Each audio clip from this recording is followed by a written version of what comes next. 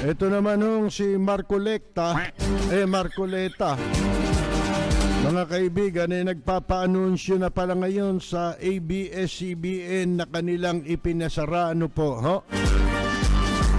Tignan mo nga naman ang buhay, ano. Darating at darating ang oras, mangangailangan ka di ba? Kaya natatandaan ko yung kaibigan nating pumanaw na abogado, si Attorney Alan Pagya. Siya nagsabi sa akin yan ang media hindi kinakaawayan. Kasi yung media, yan ang makatutulong sa'yo.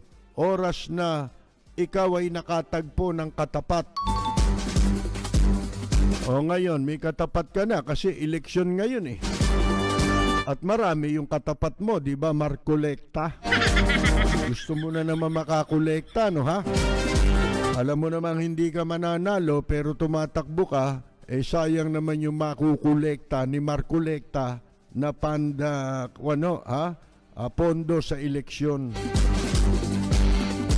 Lintik maghanap buhay ang mga animal, ano po?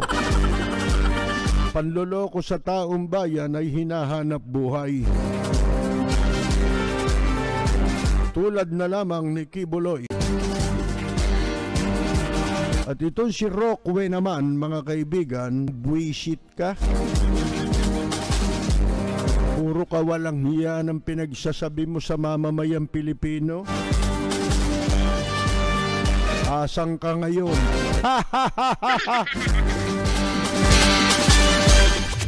Ngayon, ito namang isipin mo, ano lang ito party list lang ito Di naman ito regular congressman mga kaibigan. Akalain mo kumakandidatong senador ngayon. Pagkatapos, ito yung dumikdik ng husto laban sa ABS-CBN. Pero dun siya nagtatapon ng kwarta. Diba? Yan ang sinasabi ko sa inyo. Nung una pa lang na ginagawa yan, ano sabi natin? Mga kaibigan. Ba't dyan kayo nagpapa-interview? Diba? Diyan kayo nagbibigay ng pera. Dati nga may black time program pa dyan si Rocco di ba? Nagpo-programa pa dyan sa isang channel ng ABS-CBN, yung ANC, di ba? Mga kaibigan. Pero doon sila nagbibigay ng pera. Yan. Mga plastic hindi ba? Hindi mga makatotohanang tao ito ngayon, in case hindi raw niya kontrolado, hindi rin daw siya namamahala sa trabaho ng kanilang advertisement agency. Dahil alam daw nila ang kanilang trabaho. Hindi raw siya nagdidesisyon kung saan network ang lalapitan para magpalaganap ng kanyang mga panloloko. Kampanya. Di ba? Yan si Marcoleta. Yan. Tsak na malaki makukolekta nito kasi nakapagbabayad ng milyong-milyong halaga ng advertisement ito Saan mo kinuha yan? Di ba? Yan na ba yung sako-sako na ipinangako ni Digong nyo? Na sa kampanya ay mamumudmud siya sa kanyang mga kaalyado ng sako-sako.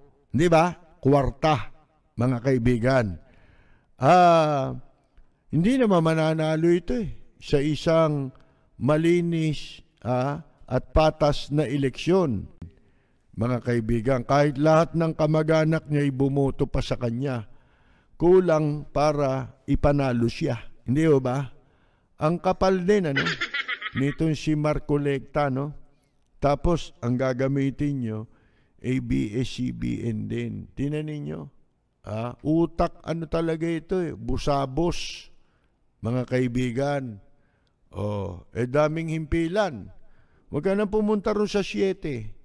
Ang daming himpilan pa, di ba? Television, may isa pang independent, mayroon pang isang pribado, di ba? Tapos mayroong mga, tawag mo dyan, yung mga cable, di ba? Cable TV. Pagkatapos, mayroon pang mga ibang himpilan ng radyo.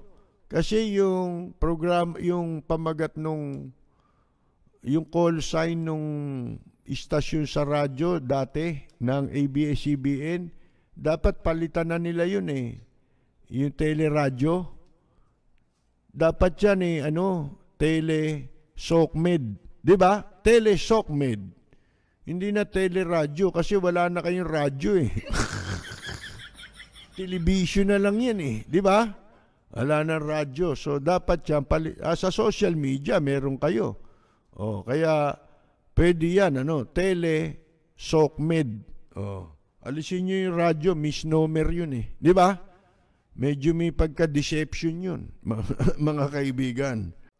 Ngayon, mga kaibigan, dapat suriin din ng mga mamamayan yung tinatawag na track record ng kandidato sa mga issues. Kasi walang gagawin niyang kandidato kung hindi mangako, hindi ba? Mga kaibigan, lahat ipapangako niyan. Parang nanliligaw sa babae yan eh, di ba? Ultimong buwan, susungkitin yan eh. Pag nanligaw yan eh, di ba? Ang bituin eh. Sinusungkit para maibigay sa nililigawan para mapaniwala kahit hindi niya totoong magagawa yun. Di ba? Ganyan ang nangangako.